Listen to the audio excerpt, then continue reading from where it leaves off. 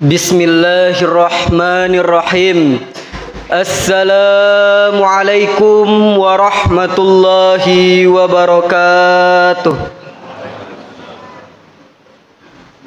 Allahu Akbar. Allahu Akbar.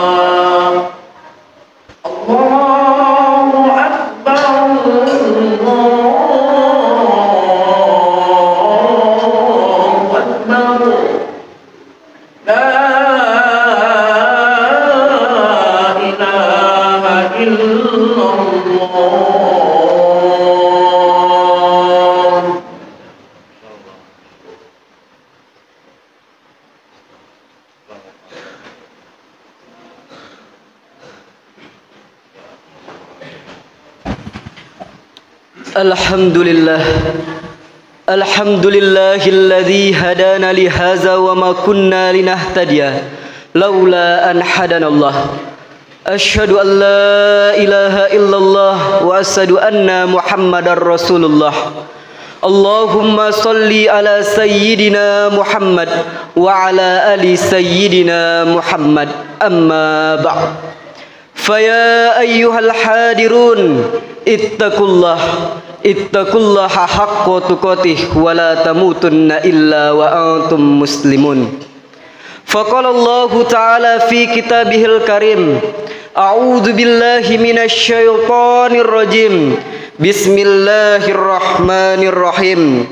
Ya ayyuhalladzina amanu innamal khamru wal maisir wal ansabu wal azlamu rijzum min amali syaitani fajtanibuhu la'allakum tuflihun.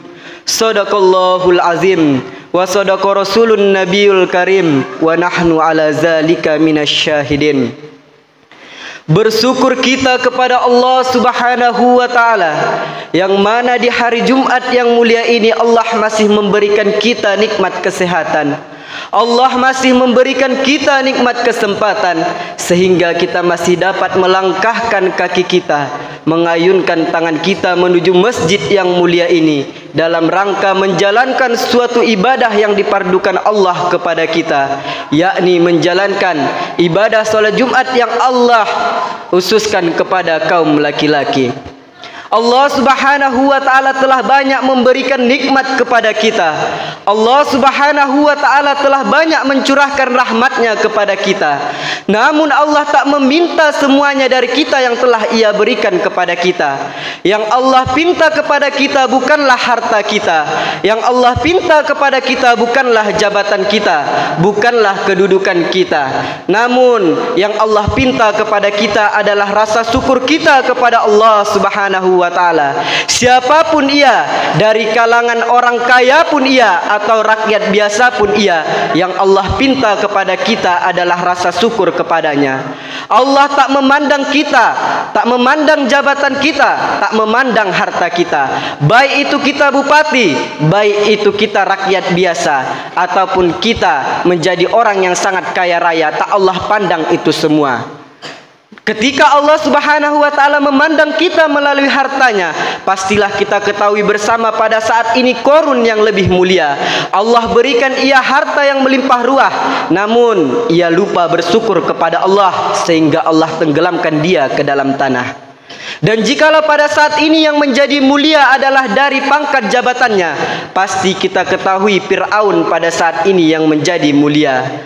Ya Allah berikan kedudukan yang sangat tinggi, namun ia juga lupa bersyukur kepada Allah, dan sehingga Allah tenggelamkan dia di dalam Laut Merah. Kita lihat pula seorang sahabat Rasulullah, seorang yang biasa, yakni Bilal bin Rabah. Dia selalu bersyukur atas apa yang Allah berikan kepadanya, sehingga ia tergolong dari orang-orang yang dijaminkan masuk surganya Allah Subhanahu wa ta'ala. Maka dari itu marilah kita tingkatkan rasa bersyukur kita kepada Allah Subhanahu wa ta'ala atas apa yang telah Allah berikan kepada kita. Biqaulina alhamdulillahi rabbil alamin. Bersolawat pula kita kepada Rasulullah sallallahu alaihi wasallam, seorang sosok figur yang mampu memberikan syafaat kelak di hari kiamat, yang mana beliau telah bersusah payah memperjuangkan agama Islam ini. Beliau rela bercucuran keringat, bahkan bercucuran darah, demi menegakkan kalimat tauhid la ilaha illallah di muka bumi ini. Kita sebagai umatnya sepantasnya bersolawat kepada Rasulullah sallallahu alaihi wasallam, karena Allah Subhanahu wa ta'ala menyuruh umatnya untuk solat, tapi Allah tak solat. Allah Subhanahu wa ta'ala menyuruh umatnya untuk berpuasa, tapi Allah tak berpuasa. Namun ada yang Allah suruh, yakni Allah menyuruh umatnya untuk bersolawat, dan kita pun bersolawat kepada Nabi besar Muhammad sallallahu alaihi wasallam. Innallaha wa malaikatahu yusholluna 'alan nabi ya ayyuhalladzina amanu shollu 'alaihi wa sallimu taslima. Sesungguhnya Allah dan para malaikat itu bersolawat kepada Nabi. Maka marilah kita bersolawat kepada baginda Nabi besar Muhammad sallallahu alaihi wasallam bil labzina Allahumma sholli ala sayyidina Muhammad wa ala ali sayyidina Muhammad. Sebelum khotib melangkah lebih jauh lagi, khotib tak bosan-bosannya mengingatkan jamaah umumnya dan khususnya diri khotib sendiri. Marilah kita meningkatkan kualitas keimanan dan ketakwaan kita kepada Allah Subhanahu wa ta'ala. Takwa dalam artian kata menjalankan segala perintah Allah dan menjauhi segala larangan yang telah Allah larang kepada kita. Karena sejatinya manusia di muka bumi ini Allah ciptakan tiada lain tiada bukan untuk menyembah Allah Subhanahu wa ta'ala. Wa ma khalaqtul jinna wal insa illa liya'budun. Tidaklah aku ciptakan manusia dan jin di muka bumi ini kecuali hanya untuk menyembah kepadaku, kata Allah Subhanahu wa ta'ala. Dan ketika kita telah menyembah Allah Subhanahu wa ta'ala dengan sebaik-baiknya sembahan kepada Allah Subhanahu wa ta'ala, kita tundukkan diri kita kepada Allah Subhanahu wa ta'ala seraya taat kepada Allah Subhanahu wa ta'ala, maka kita akan menjadi orang-orang yang beruntung, yang akan Allah ridhoi kelak di dalam surganya Allah Subhanahu wa ta'ala. Namun kita ketahui bersama, ketika sebaliknya kita ingkar atas perintah yang telah Allah berikan kepada kita, kita akan menjadi orang yang dimurkai Allah dan tak akan Allah pandang di hari kiamat.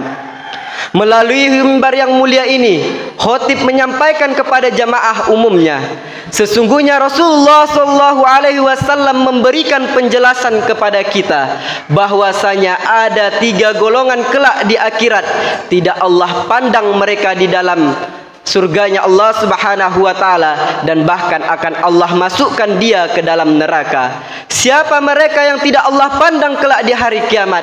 Yakni salah satu la yanzurullahu ilaihim fi yaumil qiyamah al-aquli walidain wa mutminul khamri wa mannanu bima a'ta.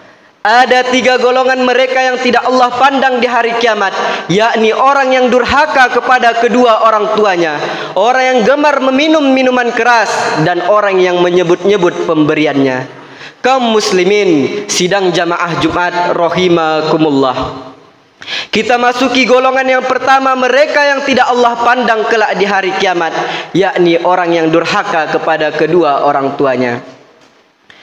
Kita semua di muka bumi ini dilahirkan berasal dari kedua orang tua, karena orang tua adalah orang yang sangat berjasa, yang mana orang tualah kita bisa ada di muka bumi ini. Setiap manusia pasti memiliki orang tua, karena orang tua adalah orang yang sangat berjasa dan sangat berharga di dalam kehidupan kita. Maka sepantasnya kita berbakti kepada kedua orang tua, karena ridollahu fi ridho walidain, suhtullahi fi suhti walidain. Ridhonya Allah dan murkanya Allah itu tergantung pada ridho dan murkanya orang tua. Maka kita sebagai anak harus berbakti kepada kedua orang tua. Sebesar apapun pangkat kita, setinggi apapun jabatan kita, setua apapun kita, dan setinggi apapun kita di hadapan orang tua, kita tetaplah sebagai anak di hadapan orang tua. Maka sepantasnya kita berbakti kepada kedua orang tua dengan menyenangkan kedua hati orang tua. Orang tua kita tak meminta apa-apa kepada kita, tak meminta harta kita, tak meminta semuanya. Namun orang tua yang pinta, yang pertama kali terenyuh di dalam hatinya adalah ketika kita mau berbakti kepada kedua orang tua. Allah Subhanahu wa taala berfirman, "Wa qada rabbuka alla ta'budu illa iyyahu wa bil walidaini ihsana." Aku perintahkan kepadamu sekalian untuk menyembahku dan tidak menyekutukanku, dan berbuat baik kepada kedua orang tua. Demi Allah, sebanyak apapun sedekah kita, berjuta-juta rupiah kita bersedekah untuk kebutuhan orang-orang miskin, kemudian kita memberi makan orang-orang yang lapar, berhaji berkali-kali, tetapi ketika kita gores hati kedua orang tua kita, kita sakiti, demi Allah surga bukan untuk kita. Maka sepantasnya kita berbakti kepada kedua orang tua kita dengan cara membahagiakan mereka. Kemudian mereka golongan yang kedua yang tidak Allah pandang di hari kiamat. Siapa mereka? Orang yang gemar meminum minuman keras. Kita lihat pada zaman sekarang ini, banyak para remaja, baik itu dari remaja maupun orang tua, banyak yang pada saat ini meminum minuman keras. Maka jadikan minuman keras sebagai minuman mereka sehari-hari. Mereka tak memperdulikan lagi nasihat orang lain. Mereka tak memperdulikan lagi apa itu dosa. Mereka hanya memperdikirkan dosamu, dosamu, dosaku, dosaku. Itu semua yang mereka katakan pada saat ini. Maka pada saat ini mari kita ubah desa kita ini, mari kita ubah sifat kita ini. Kita ajak saudara-saudara kita untuk menyembah Allah Subhanahu wa taala dan meningkatkan kualitas ketakwaan kita kepada Allah dengan cara salah satunya menjauhi minum-minuman keras. Karena sedikit banyaknya pun kita meminum-minuman keras itu tetap haram di mata Allah Subhanahu wa taala. Kita masuki golongan yang ketiga. Siapa mereka yang Allah tidak pandang kelak di hari kiamat? Mereka yang tidak Allah pandang di hari kiamat, kaum muslimin sidang jamaah Jumat rahimakumullah, adalah orang-orang yang menyebut pemberiannya. Bersedekah merupakan hal yang sangat baik. Bersedekah merupakan hal yang sangat mulia. Tetapi ketika kita bersedekah dengan tujuan ria, dengan tujuan supaya dilihat oleh orang lain, dengan tujuan supaya dibanggakan orang lain, dengan tujuan di dalam hati supaya dipuji orang lain, inilah yang akan menjadi golongan yang dimurkai oleh Allah Subhanahu wa taala, dan kelak dia akan diancam dengan masuk ke dalam nerakanya Allah Subhanahu wa taala. Karena sesungguhnya apabila seseorang itu bersedekah dengan menyebut-nyebut pemberiannya, itu diibaratkan seperti batu licin yang di atasnya ada pasir. Ketika pasir itu ditimpa hujan yang deras, kemudian batu itu hilang tiada berbekas. Seperti itulah pahala sedekah kita. Ketika kita sebut pemberian kita, ketika kita sakiti hati si penerima dengan cara seperti itu, maka sedekah kita ditolak Allah Subhanahu wa taala dan bahkan akan dimurkai Allah dan tidak akan dipandang Allah kelak di hari kiamat. Maka dari itu marilah kita senantiasa bertakwa kepada Allah. Kita jauhi 3 golongan tersebut, yakni durhaka kepada kedua orang tua, gemar meminum minuman keras, kemudian menyebut-nyebut pemberian kita. Terlebih ketika kita menyakiti hati sepenerima, lebih baik kita bersedekah sedikit tapi ikhlas daripada bersedekah yang banyak tapi kita dengan tujuan supaya ria, menyebut-nyebut pemberian kita supaya orang sehingga memuji kita di kalangan kita. Itulah yang kelak Allah Subhanahu wa taala murkai kita, dan pasti kita akan dimasukkan ke dalam nerakanya yang pada saat itu siksaannya yang sangat pedih. Bahan bakar yang Allah terbuat dari neraka itu adalah batu dan manusia. Karena sesungguhnya yang pada saat itu timbul di dalam hati kita adalah penyesalan. Kenapa semasa di dunia saya tidak mau bertobat? Kenapa semasa di dunia saya tidak mau menyembah Kau ya Allah? Kenapa semasa di dunia saya tidak mau benar-benar bertaat kepadamu ya Allah? Namun itu semua hanyalah sia-sia.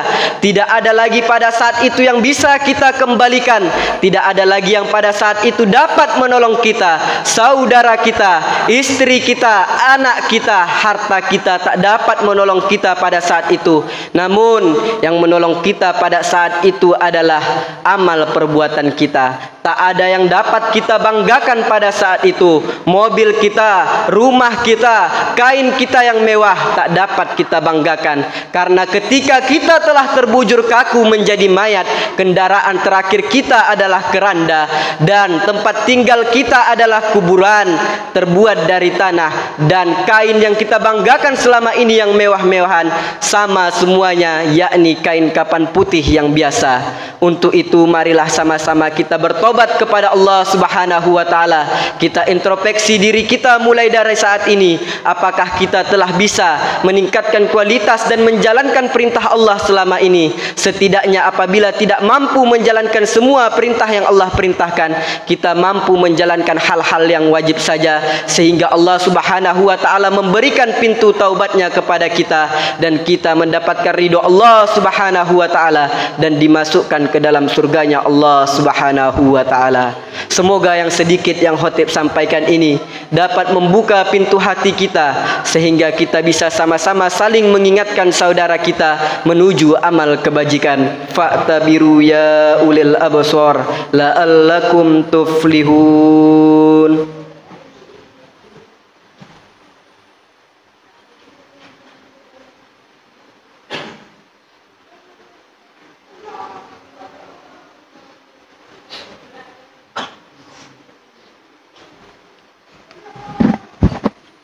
Alhamdulillah.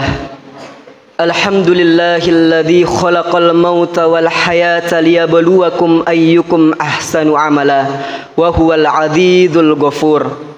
Asyhadu an la ilaha illallah wa asyhadu anna Muhammadar Rasulullah. Allahumma salli ala sayyidina Muhammad wa ala ali sayyidina Muhammad, amma ba'd. Faya ayyuhal hadirun ittaqullaha haqqa tuqatih wa la tamutunna illa wa antum muslimun. Faqala Allah ta'ala fi kitabihil karim, a'udzu billahi minasy syaithanir rajim. Bismillahirrahmanirrahim. Ya ayyuhalladzina amanu innamal khamru wal maisiru wal ansabu wal azlamu rijzum min amalis syaitan fajtanibuhu la'allakum tuflihun. Sadaqallahul azim. Innallaha malaikatahu yusholluna 'alan nabi. Ya ayyuhalladzina amanu sallu 'alaihi wa sallimu taslima. Allahumma salli ala sayyidina Muhammad wa ala ali sayyidina Muhammad.